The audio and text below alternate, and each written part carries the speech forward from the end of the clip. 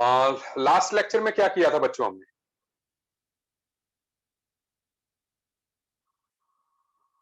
हमने last lecture में discovery of electron तक कर लिया था, है ना? डिस्कवरी ऑफ इलेक्ट्रॉन जो है वो हमने कर लिया था, ठीक है। डिस्चार्ज ट्यूब एक्सपेरिमेंट जो है दैट वी हैव डन, ठीक है। अच्छा, ऑब्जेक्टिव टेस्ट होगा, ठीक है। अच्छा, अब सुनिए आप, अब आज हमने जो बात करनी है, आज हमने बात करनी है डिस्कवरी ऑफ प्रोटॉन।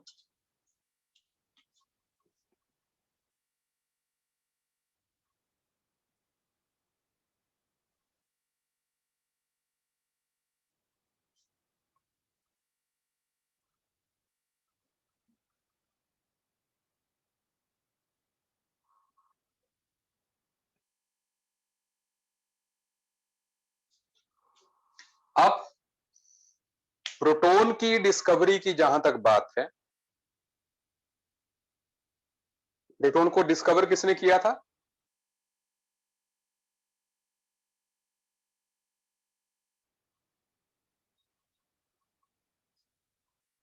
गोल्डस्टीन, है ना? ई गोल्डस्टीन जो है, गोल्डस्टीन ने जो है प्रोटॉन को डिस्कवर किया था, ठीक है। अच्छा, अब हमने देखना है कि आखिर गोल्डस्टीन ने प्रोटॉन को डिस्कवर किया कैसे था, ठीक है। और जैसा मैंने बताया था आपको लास्ट लेक्चर में कि हम अब सब कुछ जानेंगे कि एक्चुअल में डिस्चार्ज ट्यूब के अंदर क्या हो।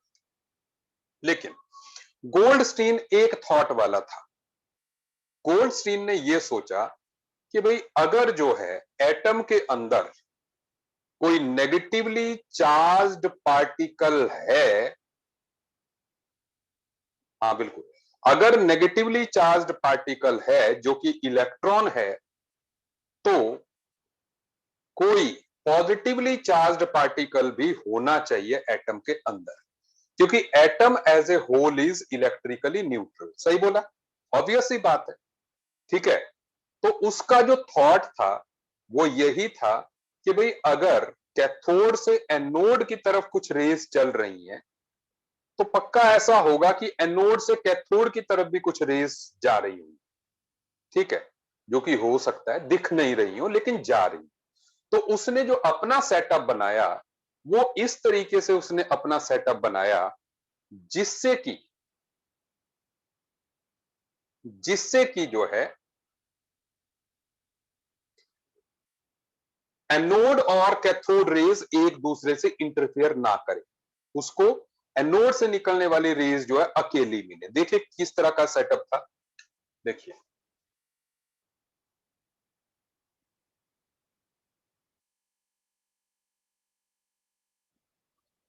उसने क्या किया,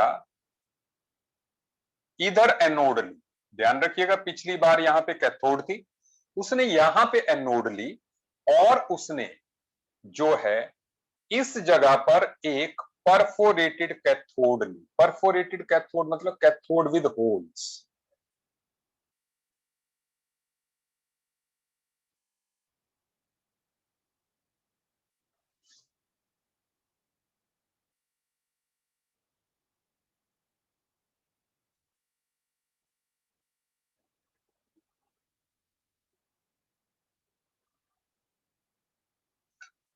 अच्छा,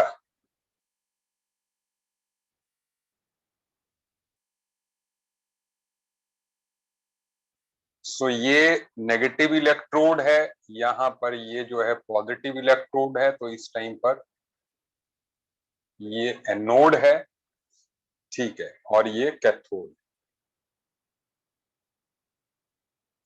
लो प्रेशर तो किया ही हुआ है और साथ में यहां पर जो है इस पे लगाई हुई है जिंक सल्फाइड की कोटिंग,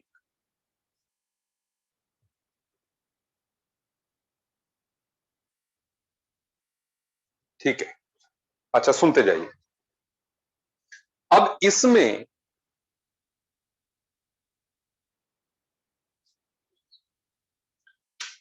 उसने जब इस सेटअप को स्टार्ट किया, अगेन लो प्रेशर था वो, ठीक है, वो सब कुछ बिल्कुल डिस्चार्ज ट्यूब एक्सपेरिमेंट जो पहले किया हमने, ठीक है, बिल्कुल सेम एक्सपेरिमेंट यहां पे भी चल रहा है, जस्ट थोड़ा सा सेटअप में बदलाव है, होल वाली कैथोड आ गई है। तो जब उसने डार्क में इस सेटअप को स्टार्ट किया तो उसने ये देखा कि इस पॉइंट पर जो है सेंटिलेशन हुई, जिंक सल्फाइड की जो कोटिंग थी वो जो है ग्लो करने लग गई। ठीक है, तो इससे उसने अंदाजा लगाया कि, सुन लीजिए, इससे उसने ये अंदाजा लगाया कि भाई यहां से रेज जो है जा रही हैं इधर, ठीक है, और वो ऐसे इस कैथोड को क्रॉस करके जो है, ये जैसे मैं ब्लू कलर से दिखा रहा हूं, इस कैथोड को क्रॉस करके जो है वो आगे निकल रही हैं और आगे जो है इस तरीके से टकरा रही है जिंक सल्फाइड स्क्रीन के साथ। वो अलग है, जो कैथोड रेज हैं वो कैथोड से एनोड की तरफ जा रही, ठीक है, उसकी बात हम लास्ट लेक्चर में कर चुके हैं। ठीक है, ये ब्लैक मार्कर से जो मैंने कहा दे आर कैथोड रेज, ये कैथोड रेज।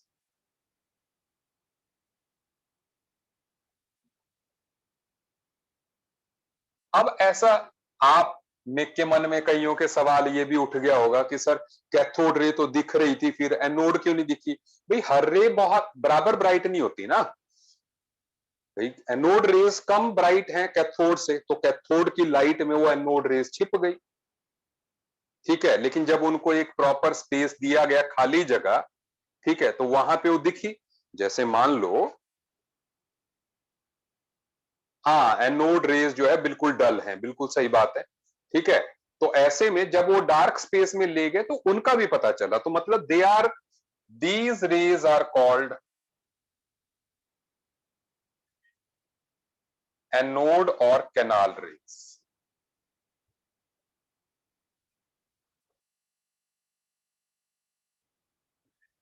अब ये एनोड या, हेलो गुड इवनिंग सुजन, ठीक है, सो ये एनोड या कैनाल रेज जो है, कैनाल रेज क्यों बोला? क्योंकि ये होल में से निकल के आई। ठीक है, सो यहां पर जो है ये टकराएंगे। Is it okay? तो अब सुन लें, ये एक्सपेरिमेंट आपको समझ में आ गया?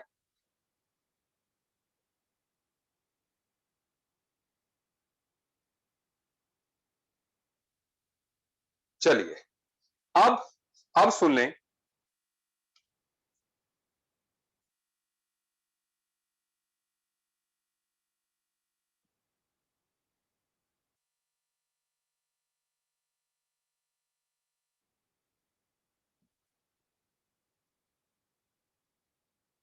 देखो, ऑब्जर्वेशन एंड कंक्लूजन्स की जहां तक बात है, मैं वन बाय वन बोलता जा रहा हूं क्योंकि कुछ कुछ ये मैच करेगी अपने कैथोड रे एक्सपेरिमेंट के साथ। मतलब they travel from anode towards cathode, so they are called anode rays. सही है बात? पहला point.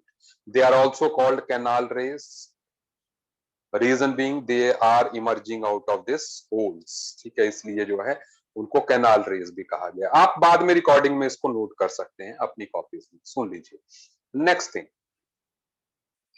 They are the stream of particles, क्योंकि जब यहां पर जो है रखोगे आप फ्लाई व्हील तो मूव करने लग जाएगा, तो again they are stream of particles.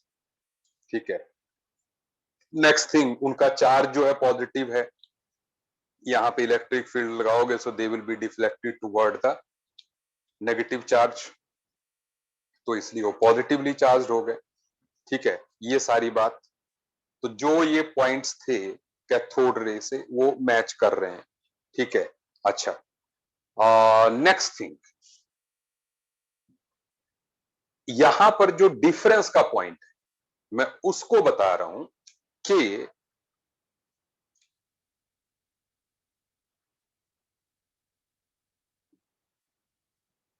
Unlike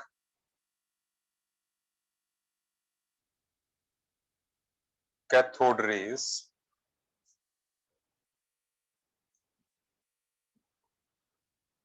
the E by M ratio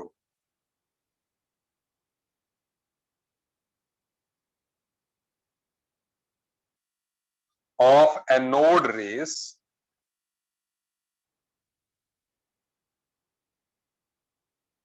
was varying with type of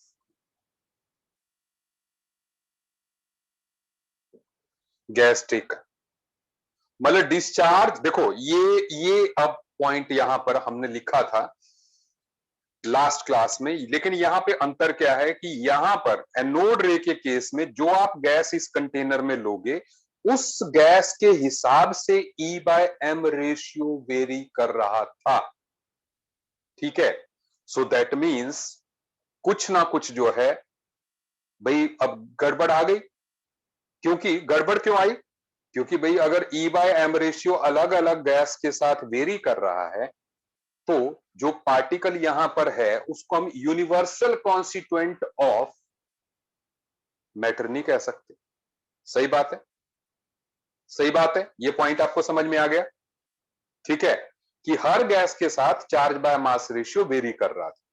तो अभी हम ये नहीं कह सकते, क्योंकि इलेक्ट्रॉन के केस में तो जो है वेरिएशन नहीं हो रही थी, तो माना जा सकता था भाई हर एटम में इलेक्ट्रॉन होता है, लेकिन हर इलेक्ट्रॉन में पार्टिकल, जब पार्टिकल भी बदल जा रहे हैं, यहां पे पार्टिकल ही बदल जा रहे हैं ना, तो इसलिए जो है हम ये कह ही नहीं सकते कि वो जो पार्टिकल है एनोड रेस का वो सारे एटम्स में मौजूद है, ठीक है। तो इससे पहले हम सारा प्रोटॉन के बारे में बताएं, सेटअप ये है, हम पहले इस बात पे चले जाते हैं कि आखिर इस डिस्चार्ज ट्यूब के अंदर हो क्या रहा था, what was happening inside discharge tube.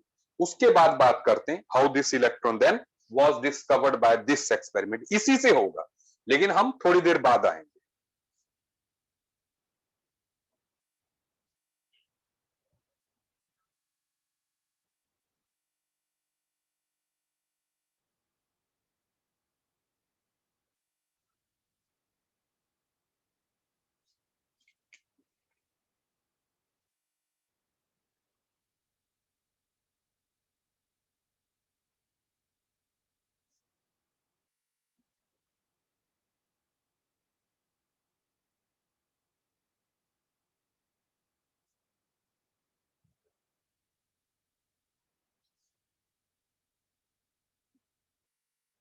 सो सवाल है कि what was actually happening inside the discharge tube, ठीक है। हमने कब बोला जिंक लिया? आयुष्मान तो कह रहा है जिंक के अलावा कोई और ले सकते हैं, हमने कब बोला जिंक लिया? हमने बोला ही नहीं, कोई भी मेटल लो आप। जिंक सल्फाइड, हाँ अच्छा जिंक सल्फाइड, अरे जिंक सल्फाइड की खासियत होती है वो सेंटिलेशन करता है, मैंने बोला था ग्लो करता है जहां पे उस पे स्ट्राइक करता है, और की खासियत नहीं है, ठीक है। तो जिसकी खासियत होगी वो ही लेंगे ना, सुन लो। सो अब हम डिस्चार्ज ट्यूब के अंदर की कहानी समझ लेते। देखो, सो मैं अभी इसको बिल्कुल ओपन बना रहा हूं ताकि आपको बात समझ में आ जाए। It is negative electrode, it is positive electrode.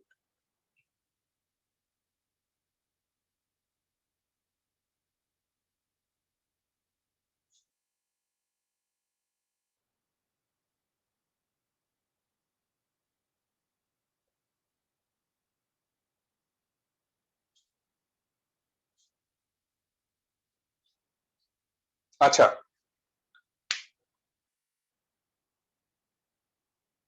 अब सुने, देखो जब हमने हाई वोल्टेज हम देते हैं, वो मैंने डायग्राम नहीं बनाई, ठीक है, यहां से हाई वोल्टेज देते हैं बहुत ज्यादा। सुनो, जब आप हाई वोल्टेज देते हो बहुत ज्यादा, जैसे मैंने बैटरी को कहा भी था कि बैटरी क्या होती है, बैटरी जो है एक मोटर की तरह होती है, ठीक है।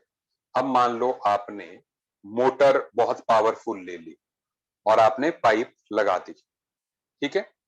जितनी आप पावरफुल मोटर लोगे पानी उतना ज्यादा फ्लो करेगा, इज इट ओके?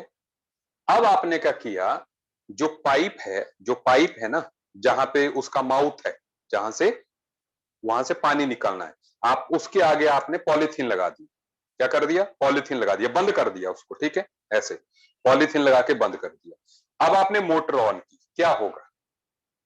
क्या होगा? आपने पानी निकलने के लिए तो जगह छोड़ी नहीं,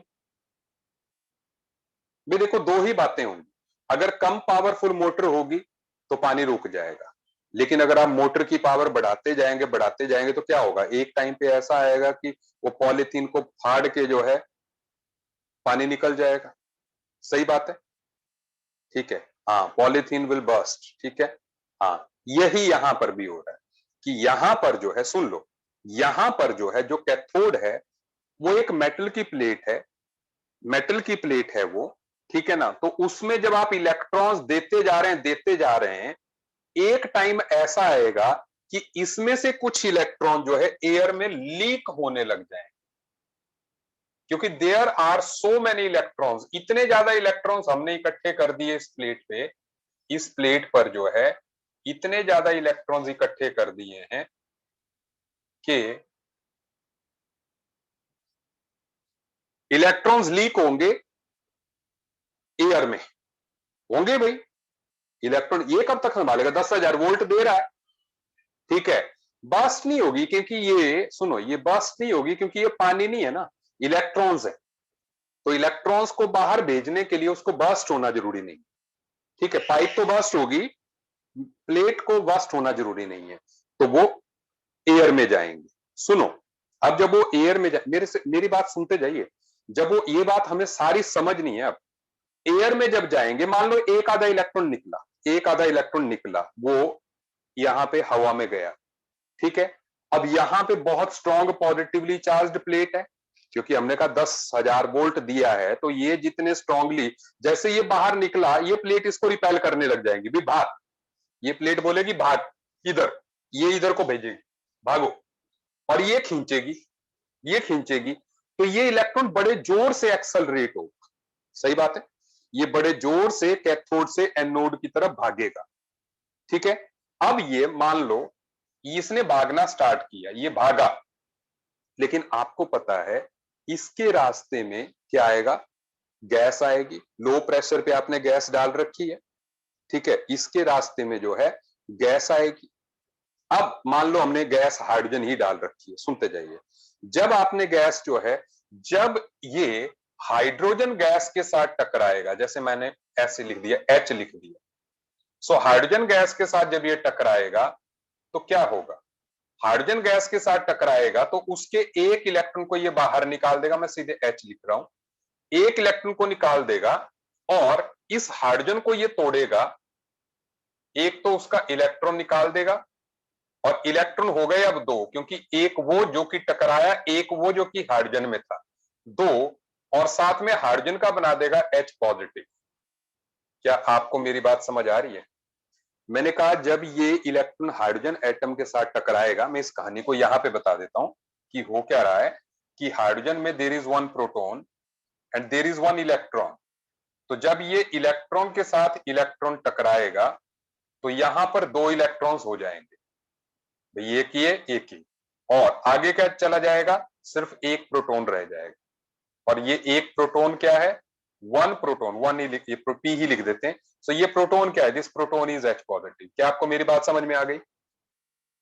ठीक है, H पॉजिटिव जो है जाएगा, सुन लें, सुनते जाएं। अब क्या होगा बेटा जी, ये जो दो इलेक्ट्रॉन्स निकले हैं, ये जो, पहले इस फिनोमिना को क्या बोलते हैं, this phenomena is called ionization of gas.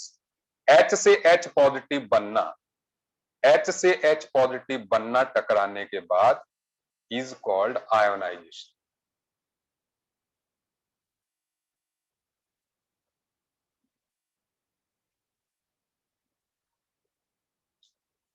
Ionisation of gas,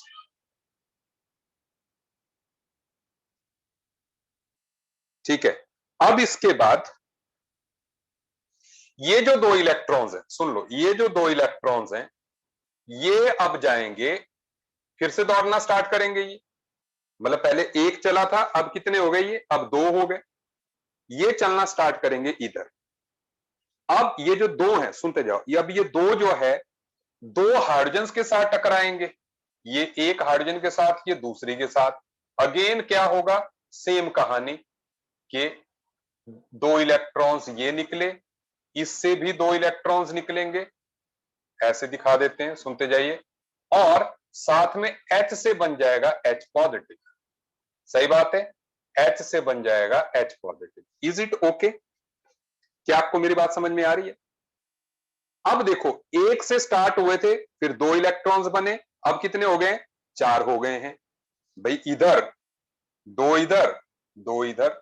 अब ये आगे दौड़ेंगे, 4 से 8 बनाएंगे, 8 से 16 बनाएंगे, 16 से 32, 64 तक तक तक तक तक, हजार, करोड़, मिलियन, बिलियंस, ट्रिलियंस। ठीक है, ये जो सारी कहानी मैंने आपको इतनी जगह पे बताई है ना, जिससे कि ट्यूब भरने लगी है, ये यहीं पे हो जाती, मतलब बिल्कुल स्टार्टिंग में ही हो जाएगी ये तो। ठीक है, मतलब ये मत सोचिए कि it will take this much distance, ये तो बिल्कुल ठीक है आंगस्ट्रॉम पिकोमीटर्स में हो जानी है ये कहानी। ठीक है, तो इसलिए आगे बढ़ते ही, यहां से थोड़े से आगे बढ़ते ही ये हजारों करोड़ों में बन चुके होते। और ये जो बीम ऑफ इलेक्ट्रॉन्स है, सुनो, बीम ऑफ इलेक्ट्रॉन, ये देखो इलेक्ट्रॉन्स इलेक्ट्रॉन्स, यहां पे 4 इलेक्ट्रॉन्स दौड़ रहे हैं, इस बीम को हम बोलते हैं, this beam is called cathode raise. सही बात है, समझ आ रही है मेरी बात? जो इलेक्ट्रॉन्स जो इमर्ज हो गए, they are called cathode rays. सुनो, और आप एक बात और देखें, एक बात आप बोर्ड पे और देखें कि आप देख रहे हो हर रिएक्शन के बाद यहां पर H पॉजिटिव भी इमर्ज हो रहा है। आप देखो, यहां पर 1 था, यहां पर 2 था, ये H पॉजिटिव किस तरफ जाएगा? आयोनाइज हुआ एटम जो कैटायन है वो किस तरफ जाएगा? टुवर्ड्स कैथोड जाएगा, टुवर्ड्स नेगेटिव इलेक्ट्रोड जाएगा। सो बिकॉज ऑफ दैट, ये जो इमर्ज हुए H पॉजिटिव हैं, these are called anode rays. Is it okay? क्या आपको एनोड रेज की उत्पत्ति के बारे में पता चला?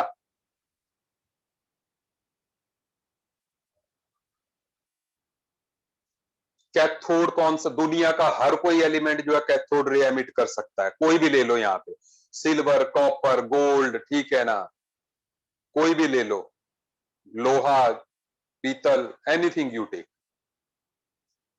ठीक है, अच्छा, सो क्या आपको पता चल गया कि इलेक्ट्रॉन्स कैसे निकले, और जो आयोनाइज, भाई जो beam of electrons are called cathode rays, and the beam of ionised, मतलब ionised cations is called anode rays. Is it okay? समझ आ रही है मेरी बात? ठीक है, अच्छा, अब सुनो, तो ये हो रहा था डिस्चार्ज ट्यूब के अंदर। सुन लो मेरी बात, अब सुनो, तो भाई हमने एक पॉइंट लिखा, E by M ratio was varying with nature of the gas taken. Obvious सी बात है, अगर आप हाइड्रोजन की जगह हीलियम लेंगे तो उसका मास कुछ और होगा, उससे E बाय एम रेशियो गड़बड़ा जाएगा, है ना। नाइट्रोजन लेंगे, उसका मास कुछ और होगा, तो E बाय एम रेशियो गड़बड़ा जाएगा। Is it okay? तो ऐसे में जो आप गैस लोगे उसके हिसाब से जो है गड़बड़ाता जाएगा, उसके हिसाब से वेरी करता जाएगा E बाय एम रेशियो। सबको मेरी बात समझ में आ रही है? Every person is getting this?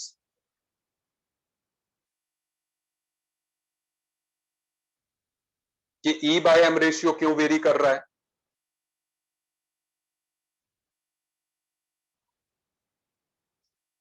Cathode में नहीं होगा, क्योंकि उसमें तो इलेक्ट्रॉन ही जा रहे हैं, इलेक्ट्रॉन तो नहीं चेंज हो रहे हैं।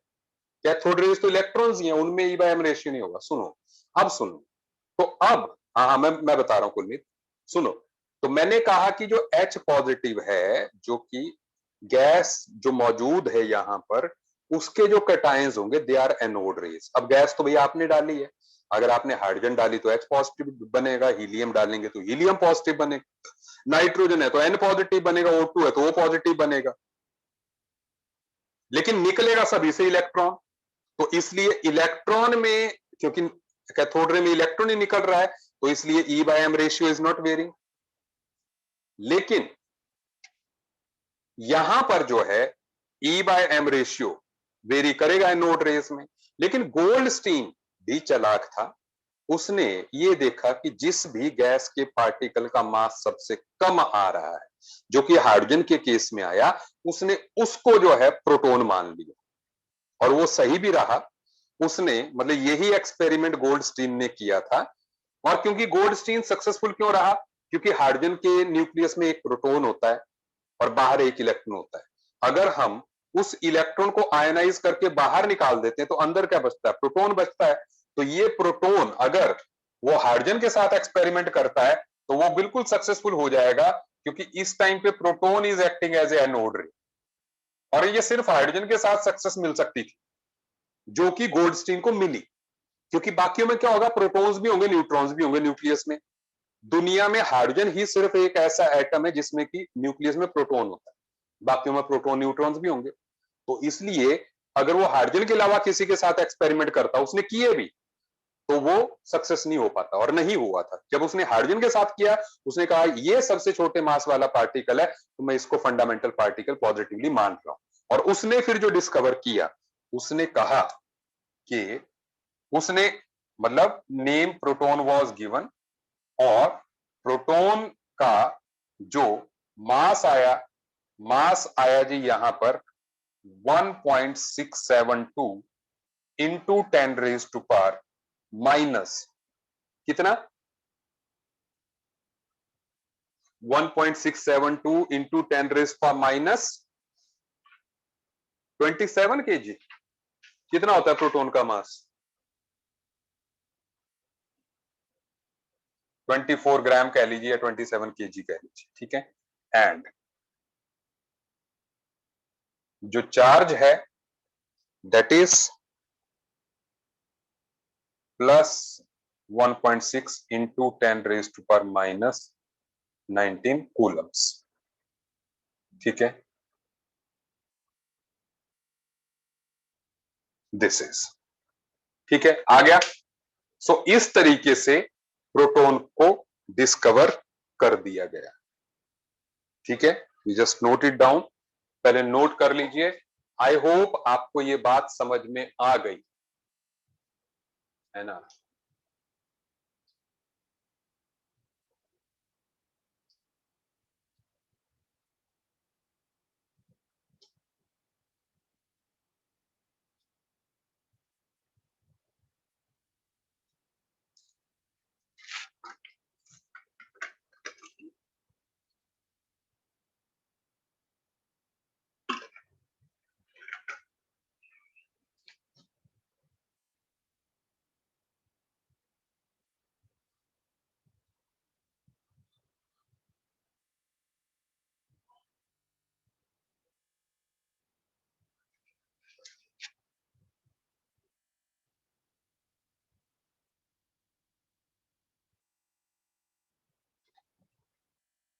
मिटा दो जी।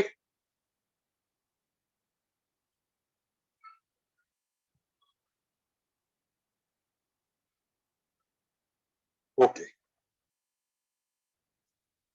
आयुष्मान नोट कर रहा है, ठीक है, कीजिए कीजिए।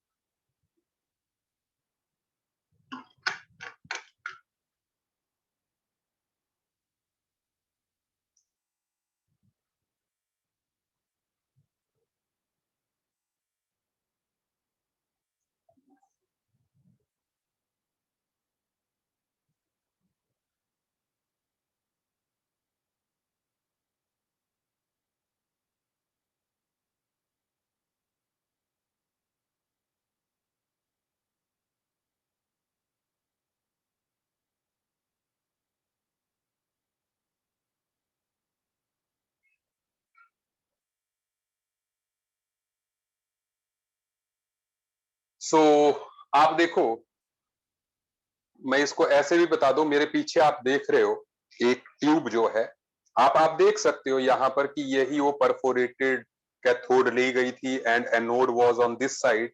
और आप देख रहे हो कि यहां से ये जो ब्लू कलर के आपको दिख रहे हैं वो इलेक्ट्रॉन्स है, ठीक है, नेगेटिवली चार्ज जो इलेक्ट्रॉन्स जा रहे हैं, ठीक है, इधर से।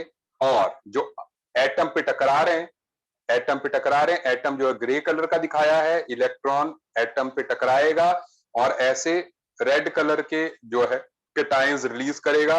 ये कैटायंस जो है, ये जो कैटायंस हैं, ये जो कैटायन है, देखिए ये रेड कलर का कैटायन है, ये रेड कलर का कैटायन है, ये यहां से फिर टनल से क्रॉस करता हुआ आगे निकलेगा, यहां पर सिर्फ पॉजिटिव आयंस।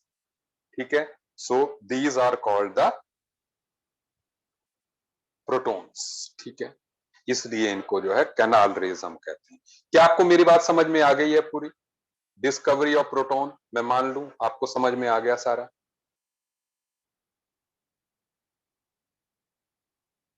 हाँ बिल्कुल, ठीक है। अच्छा, अब मैं आपको सुन लीजिए, अब मैं आपको इस बात का भी जवाब देता हूं। ठीक है, मैं इस बात का भी जवाब देता हूं, 10⁻⁴ एटमॉस्फेयर क्यों किया, पूरा रहने क्यों नहीं दिया, है ना भाई? प्रेशर 1 एटमॉस्फेयर हो जाता तो क्या होता? ठीक है, आज भी जो ट्यूब होती है उसमें प्रेशर कम होता है, क्यों करते हैं? आप देखो, आप देखिए यहां पर, मैं यहां पर समझाता हूं, आई एम कमिंग बैक। सो मैं यहां पर आपको बात को समझाता हूं इसको,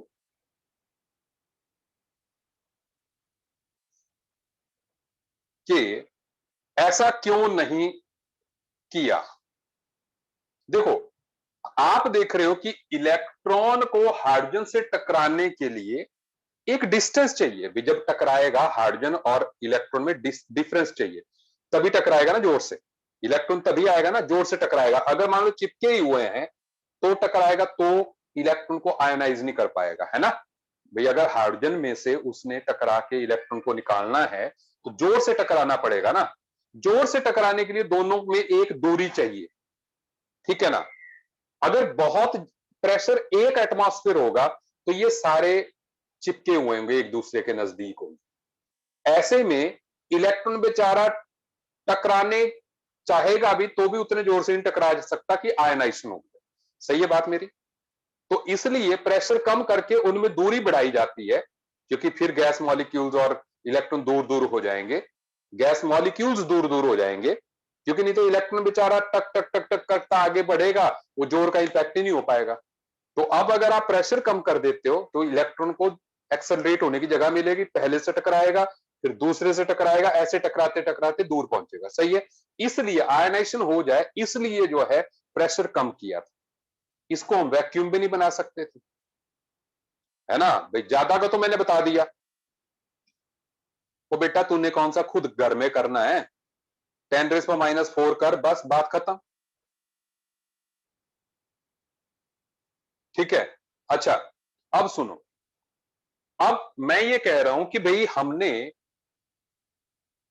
वैक्यूम के नहीं कर दिया भाई, वैक्यूम कर देते तो यहां से इलेक्ट्रॉन आता और सीधे एनोड से टकरा देता। गैस भी तो चाहिए ना आयनाइजेशन के लिए, तो वैक्यूम भी नहीं कर सकते, बहुत कम भी नहीं कर सकते, जीरो भी नहीं कर सकते प्रेशर, और बहुत ज्यादा भी नहीं कर सकते। Is it okay? इसलिए एक मॉडरेट प्रेशर से जो है सेटअप बनाया गया था। आई होप सब क्लियर हो गया।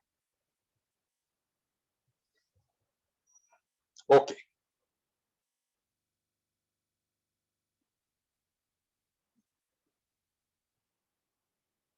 अब सुने अगली बात। नेक्स्ट थिंग इज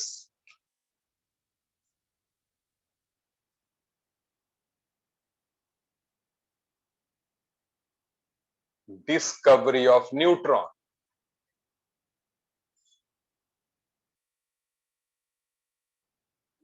न्यूट्रॉन को किसने डिस्कवर किया था जी?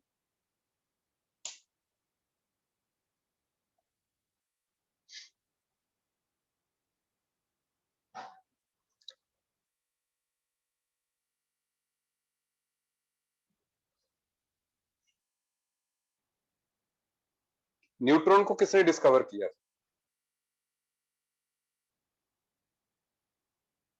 चैडविक, जेम्स चैडविक, है ना?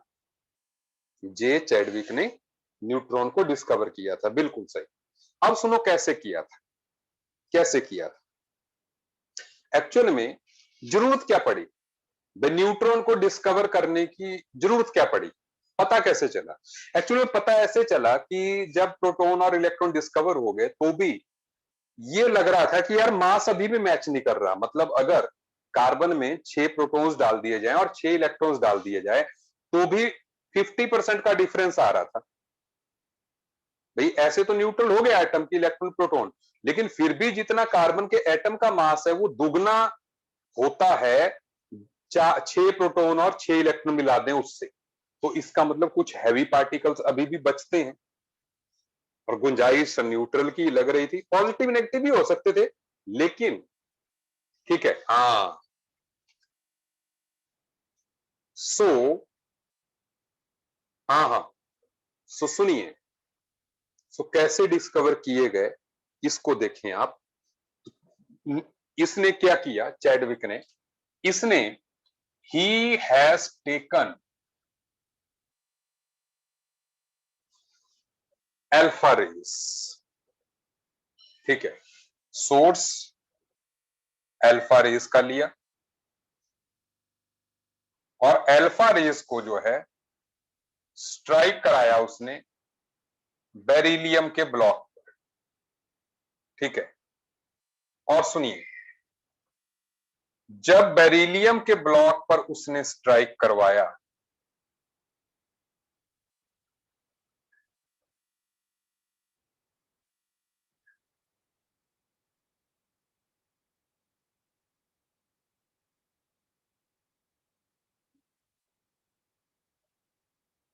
तो ऐसे में ये अल्फा रेस बेरिलियम के ब्लॉक पे स्ट्राइक कराई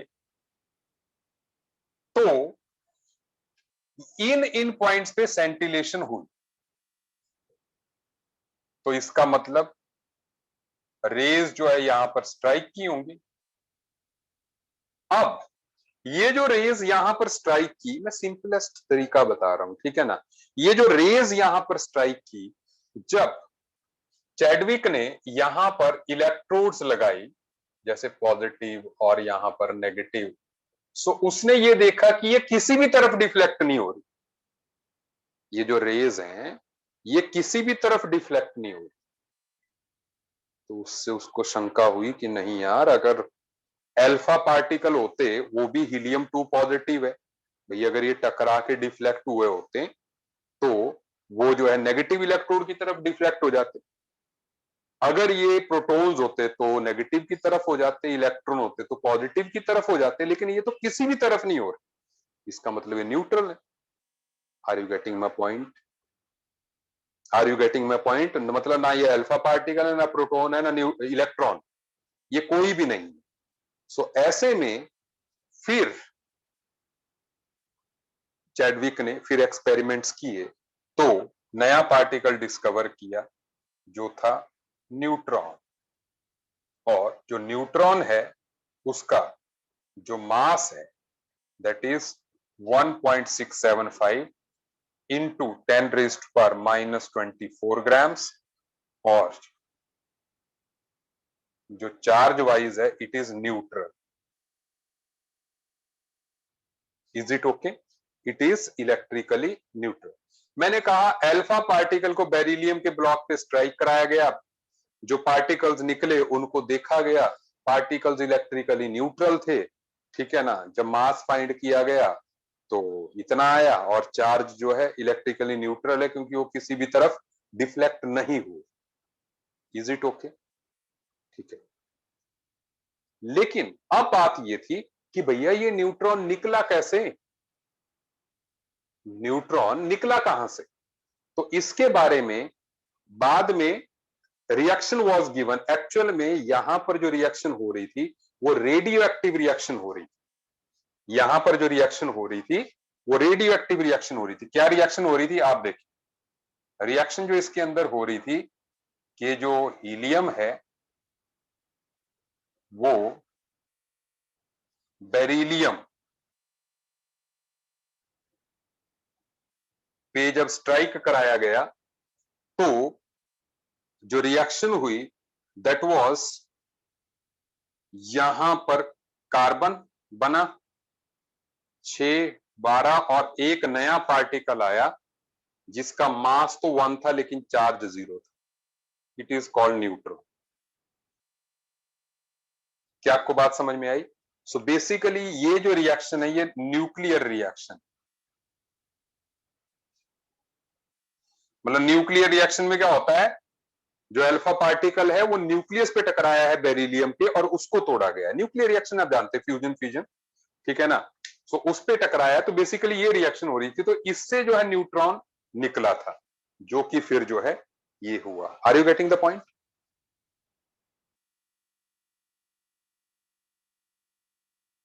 समझ में आ गई भाई?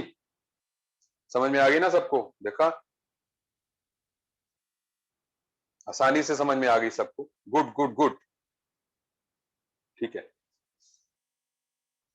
अच्छा, ये ऐसा ही एक्सपेरिमेंट जब बोरोन के साथ भी किया गया, सुन लो, बोरोन के साथ भी किया गया था। So it is helium 2 4, boron के साथ 4, सॉरी 5 एंड 11। चलो कहीं भी लिखो, ये जो है मैंने यहां लिख दिया। सो यहां पर बना nitrogen 7 14 and then 1 0। So again neutron इसमें भी आया।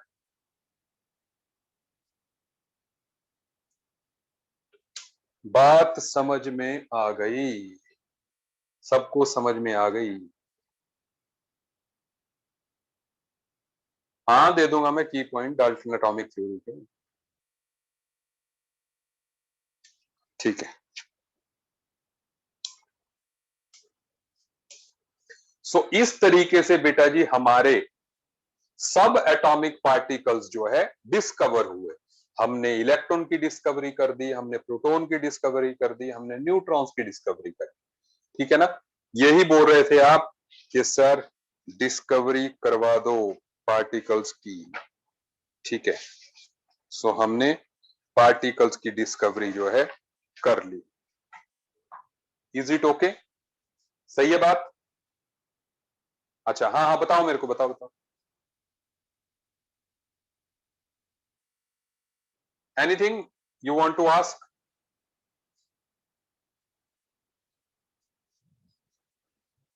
कीजिए कीजिए।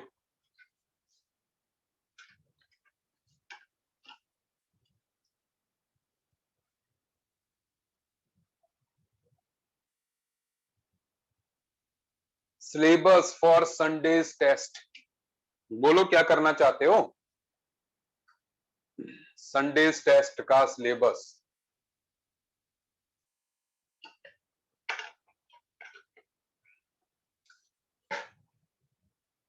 चैप्टर फर्स्ट ही सही है, चैप्टर फर्स्ट ही करेंगे सारा सारा सारा।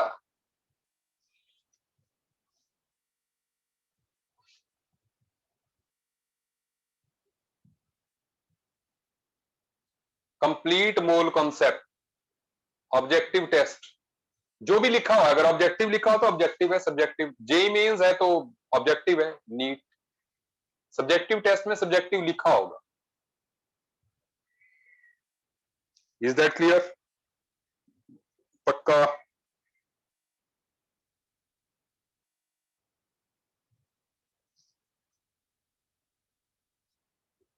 आजकल आपके केमिस्ट्री का डाउट सेशन नहीं चल रहे हैं ना?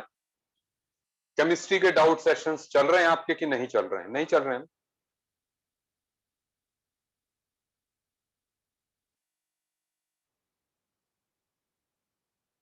कौन ले रहा है? अच्छा, वो सर ले रहे हैं। कैसा कैसा करा रहे हैं वो? How is he teaching? अच्छा पढ़ा रहे हैं?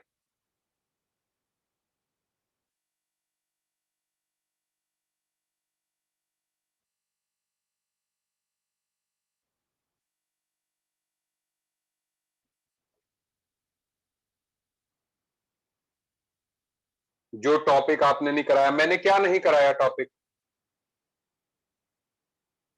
जो नहीं कराया वो नहीं आएंगे, ठीक है ना, सीधे सीधे मान लो। डीमैल ये क्या होता है?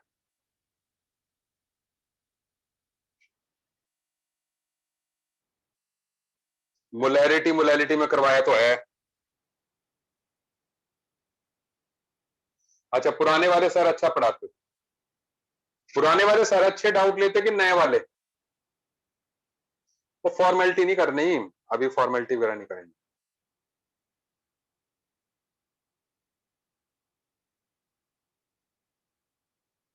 तनिष्का कह रही है नए वाले अच्छा कराते हैं।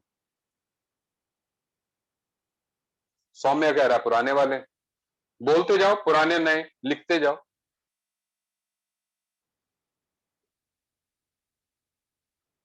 नकुल कह रहा है ओल्ड वन, आदित्य न्यू, अक्षित न्यू, कृतिका ओल्ड।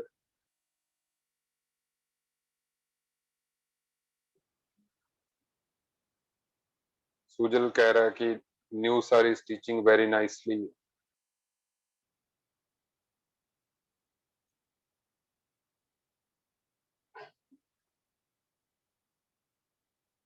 बोर्ड पे पढ़ाना स्टार्ट कर दिया उन्होंने? बोर्ड पे पढ़ाते हैं मेरे जैसे या पेज पे पढ़ाते हैं?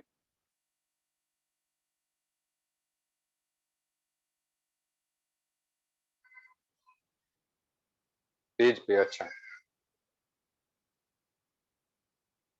ठीक है।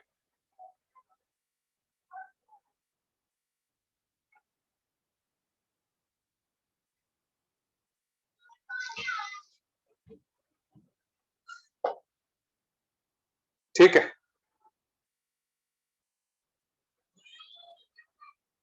अच्छा अब सुने बात, आगे बढ़े।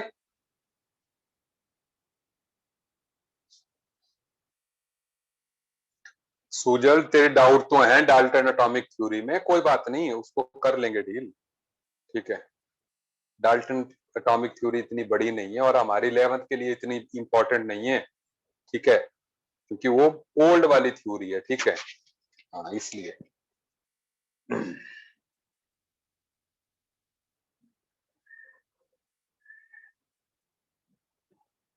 अच्छा सुनो एक बात, ऐसा करते हैं, आज मैं इतना ही करवा रहा हूं एटॉमिक स्ट्रक्चर में, इतना ही करा रहा हूं, सुन लीजिए।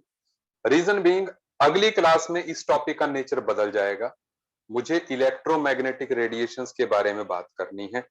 ठीक है, जस्ट, तो फिर जो है, लेकिन हमारे पास टाइम तो है वैसे।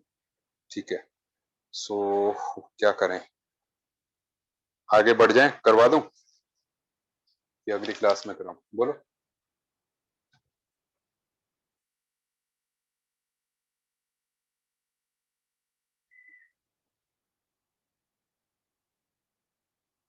क्या?